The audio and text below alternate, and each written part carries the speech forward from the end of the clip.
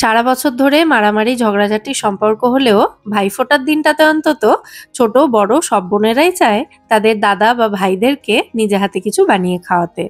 কিন্তু সেফটির জন্য সবার তো বাড়িতে রান্নাঘরে ঢোকার পারমিশন থাকে না, মানে যারা একটু ছোট তাদের জন্য বলছি। তো সেই সব ছোট ছোট বোনদের কথা ভেবেই আজ একটা ভীষণ সহজ মিষ্টির রেসিপি শেয়ার করছি, যেটা বানানোর জন্য গ্যাস জ্বালানোর প্রয়োজনই হবে না। তো আমার এই নতুন চ্যানেল মেঘার সাথে বাঙালিয়ানা 2.0 তে আপনাদের সবাইকে স্বাগত জানিয়ে আজকের পর্বটি শুরু করছি। তো মিষ্টিটা বানানোর জন্য প্রথমেই কিছু প্রিপারেশন একটু এগিয়ে রাখছি। যেমন 3টে ছোট এলাচের দানা বের করে সেগুলোকে হামানদিস্তাতে একটু ক্রাশ করে নিয়েছি। এরপর 1 চিমটে বা 10-12টা মতো কেসারের স্ট্র্যান্ড নিয়ে সেগুলোকেও এলাচের দানার সাথে একটু ক্রাশ করে নেব। এই মিষ্টিটা বানাতে আপনারা যদি চিনি ব্যবহার করতে চান তাহলে 1/2 কাপ চিনির সাথে 3টে ছোট এলাচ এবং এই 10-12টা কেসারের স্ট্র্যান্ড একসাথে মিক্সিতে গুঁড়ো করে রাখতে পারেন। কেসারটা ব্যবহারের আগে এভাবে একটু ক্রাশ করে নেওয়া হলে কেসারের কালার ফ্লেভার দুটোই কিন্তু অনেকটা বেশি আসবে।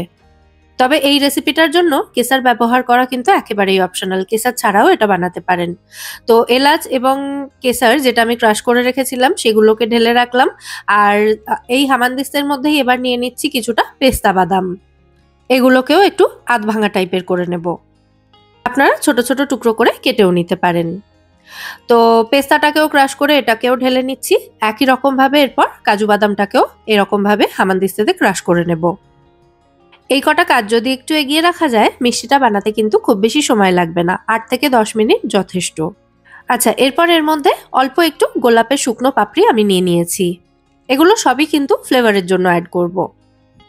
এবার চলে যাচ্ছি পরবর্তী স্টেপে। আমি এখানে 50 গ্রাম মতো পনির নিয়েছি। পনিরটাকে একটা গ্রেটারের সাহায্যে এভাবে গ্রেট করে নিচ্ছি। পনিরের পরিবর্তে এখানে 50 গ্রাম মতো ছানাও ব্যবহার করা যেতে পারে।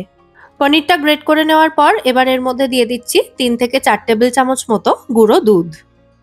এর পরিবর্তে খোয়া ক্ষীরও ব্যবহার করা যাবে।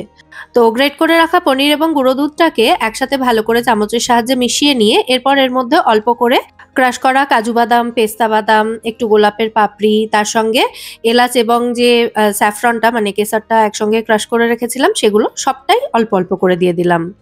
বাকি যেটুকু রইল সেটা মালাই বানানোর সময় এবং ডেকোরেশনের জন্য ব্যবহার করব। যাই হোক, এবার এদিকে এই পনিরের মিশ্রণটার মধ্যে দিয়ে দিচ্ছি অল্প একটু কনডেন্স মিল্ক, ওই 50 গ্রাম মতো যথেষ্ট। এখানে কিন্তু আপনারা গুঁড়ো চিনিও ব্যবহার করতে পারেন। ব্যাস, আমাদের মিষ্টির পুরটা বা ফিলিংটা কিন্তু এখানে একদম রেডি। এরপর আমি এখানে নিয়েছি 6-7টা মতো ব্রেডের স্লাইস। পাউরুটি সাইডে যে ব্রাউন পার্টটা থাকে মানে সাইডগুলো আমি একটু করে ট্রিম করে দিয়েছি বা কেটে বাদ দিয়ে দিয়েছি, যেহেতু মিষ্টিটা বানাচ্ছি এবং এটা একটু দেখতেও ভালো হতে হবে সেই কারণে সাইডটা ট্রিম করে দিয়েছি।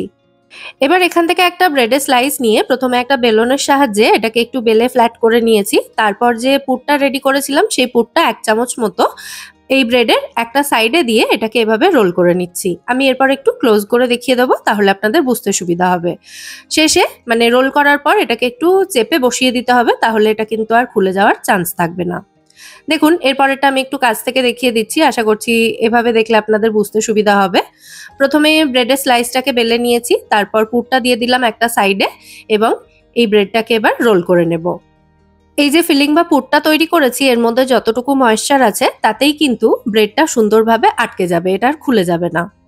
তো একই রকম ভাবে বাকি সমস্ত ব্রেডের স্লাইসগুলো প্রথমে একটু বেলে নিয়ে তারপর পুরটা ভরে রোল করে রাখতে হবে। আজকে আমরা বানাচ্ছি ব্রেড মালাই রোল। তো 7টা ব্রেডের স্লাইস নিয়েছিলাম, সবকটাতেই এভাবে ফিলিংটা ভরে নেওয়ার পর এই 1 চামচ পুর রয়ে গেছে মানে বেঁচে গেছে। এটাকে কিন্তু একেবারেই বাদ দিয়ে দেব না, এটা মালাইটা তৈরিতে ব্যবহার করে নেব। তো এবার এই বাটির মধ্যেই আমি মালাইটা রেডি করব। আমি 1/2 লিটার মতো ফুল ক্রিম দুধ নিয়ে সেটাকে ভালো করে ফুটিয়ে ঠান্ডা করে ফ্রিজে রেখে দিয়েছিলাম। একদম চিল্ড দুধ রয়েছে এটা। তো দুধের সরটা সহ এই দুধটা আমি বেশিরভাগটাই নিয়ে নিচ্ছি। মোটামুটি 1.5 কাপ মতো দুধ এখানে নিয়ে নিলাম। আর যতটা মালাই এর মধ্যে ছিল মানে দুধের সর যতটা জমেছিল সবটাই আমি নিয়ে নিলাম। পুরো দুধের সরটা নিয়ে নেওয়া হলে মালাইটা বেশ সুন্দর ক্রিমি হবে, ঘন হবে এবং খেতেও ভালো লাগবে। এরপর এর মধ্যে ক্রাশ করা পেস্তা বাদাম, কাজু বাদাম, এলাচ, স্যাফরন এবং গোলাপের পাপড়ি সবই অল্প অল্প করে দিয়েছি। আর দিয়ে দিচ্ছি স্বাদ অনুযায়ী কনডেন্স মিল্ক। এখানে 100 গ্রাম মতো কনডেন্স মিল্ক দিচ্ছি। এটা একটা 200 গ্রামের কনডেন্স মিল্কের টিন আমি নিয়েছি, যেখান থেকে 1/3 মতো পুরো এই রেসিপিটাতে আমি ব্যবহার করেছি। তো একটা তারের হুইস্কারের সাহায্যে সমস্ত উপকরণ একসাথে খুব ভালো করে আমি মিশিয়ে নিচ্ছি, তাহলেই আমাদের মালাইটা রেডি হয়ে যাবে। এই মালাইটা তৈরি করার সময় যদি কনডেন্স মিল্কের পরিবর্তে আপনারা চিনি দিতে চান, তাহলে দুধের সঙ্গে চিনিটা একসাথে ফুটিয়ে আপনারা ফ্রিজে রেখে দিতে পারেন। আচ্ছা, আমাদের ব্রেড রোল এখানে একদম রেডি, মালাই এখানে একদম রেডি। এবার এগুলোকে অ্যাসেম্বল করতে হবে। তো আমি একটা সার্ভিং প্লেটের মধ্যেই রেখেছি ব্রেড রোলগুলোকে। এবার ওপর থেকে মালাইটাকে এভাবে ঢেলে দেব। যারা মনে করছেন এটা খেতে দুধ পাউরুটির মতো লাগবে, তাদের বলবো একবার অন্তত এটা ট্রাই করে দেখুন। নর্থ ইন্ডিয়াতে কিন্তু এই রকম পাউরুটি এবং দুধ ব্যবহার করে প্রচুর রকমের মিষ্টি তৈরি করা হয়।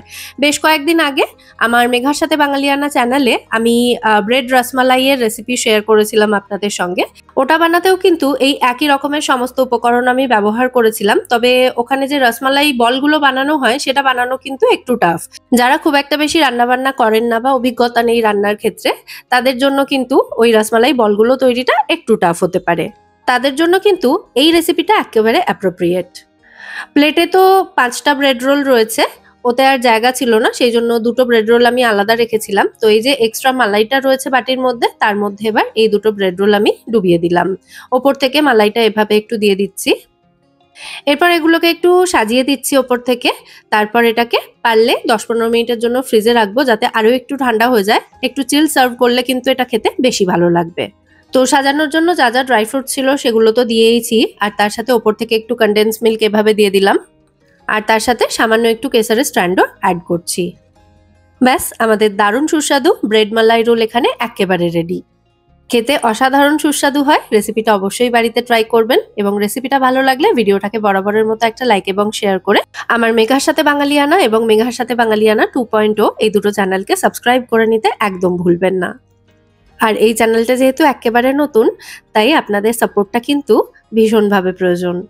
যাই হোক, আবার দেখা হবে পরের পর্বে। সবাই সুস্থ থাকবেন, ভালো থাকবেন এবং সবাইকে খুব ভালো রাখবেন। নমস্কার।